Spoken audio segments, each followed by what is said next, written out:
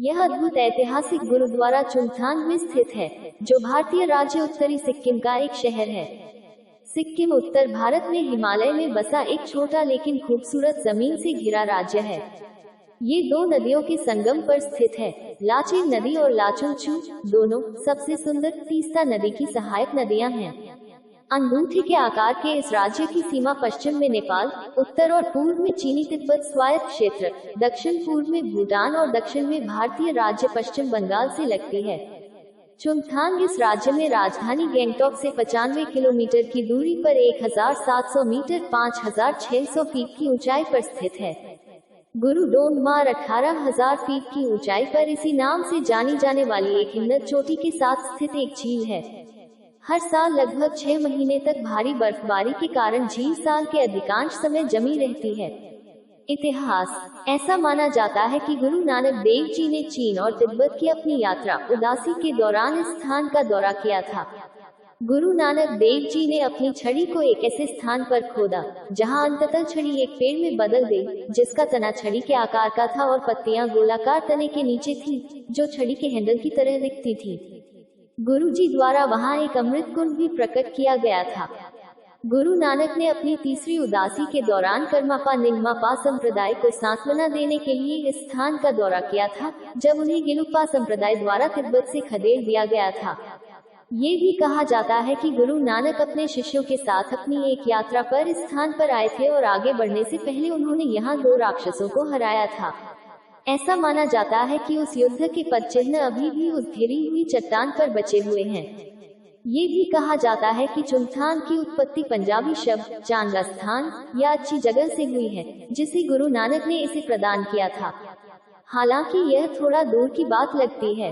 कर्मापा निंगमापा संप्रदाय के कई लोग गुरु नानक के अनुयायी थे, क्योंकि उनके प्रमुख लामा उस समय के प्रसिद्ध सिद्धों के साथ गुरु नानक की चर्चाओं से प्रभावित होकर कैलाश मानसरोवर क्षेत्र में गुरु नानक के अनुयायी बन गए थे। ये संप्रदाय तिब्बत से उत्तरी भारत के हिमालयी बेल्ट में भाग गया था, जिसमें लद्दाख, हिमाचल प्रदेश, उत्तराखंड, नेपाल, सिक्किम, भूटान और अरुणाचल प्रदेश शामिल थे।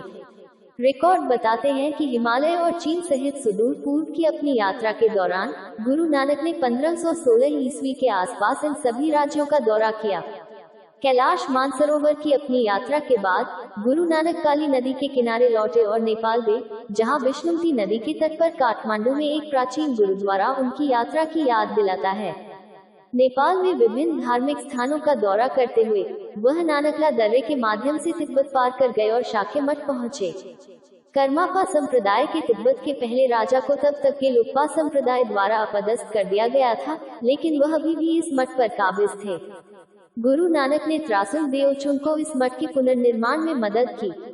त्रासुंग देवचुंग ने उन्हें एक वस्त्र देकर सम्मानित किया, जो लाचेन गुम्फा में संरक्षित है। तिब्बत से गुरु नानक ने छोटेन नीमाला के माध्यम से सिक्किम में प्रवेश किया। डोलमा संपा और टोंगपेन से गुजरते हुए उन्होंने मुगुथान घाटी में प्रवेश किया, जहां उन्होंने केदान, बैंडुल, शेरान, लिंका और मुगुथान का दौरा किया। वह नाकुल्ला और लावू गुम्फा से होते हुए गुरु डोंगमार के आसपास के पठारी क्षेत्र में पहुंचे। इस पठार में याक चराने वाले लोग गुरु नानक के पास इस अनुरोध के साथ पहुंचे कि सर्दियों में उन्हें पानी नहीं मिलता, क्योंकि हर जगह पानी जम जाता है, तापमान 0 से 35 डिग्री नीचे गिर जाता है। गुरु ने हमेशा बर्फ से ढकी रहने वाली गुरु डोंगमार झील पर जाकर चरने वालों को पानी पिलाने के लिए अपनी छड़ी से बर्फ पिघलकर क्रिस्टल साफ पानी में परिवर्तित हो गई। 1969 में असम राइफल्स ने क्षेत्र के तत्कालीन विधायक तासा तांगे लेप्चा की मदद से पहले सिख गुरु नानक की याद में एक छोटा गुरुद्वारा बनाया, जो अपनी तीसरी उदासी में इस स्थान पर आए थे। अब गुरुद्वारा पथ का प्रबंधन रतन बाबा हरबंस सिंह जी, बाबा बचन सिंह जी, बाबा सुरेंद्र सिंह जी, डेरा कार सेवा गुरुद्वारा बंगला साहिब गुरुद्वारा सूबेदार मेजर भुल्लर के नेतृत्व में असम राइफल्स बटालियन के सदस्यों द्वारा सिक्किम के चुंगथांग के पास बनाया गया है।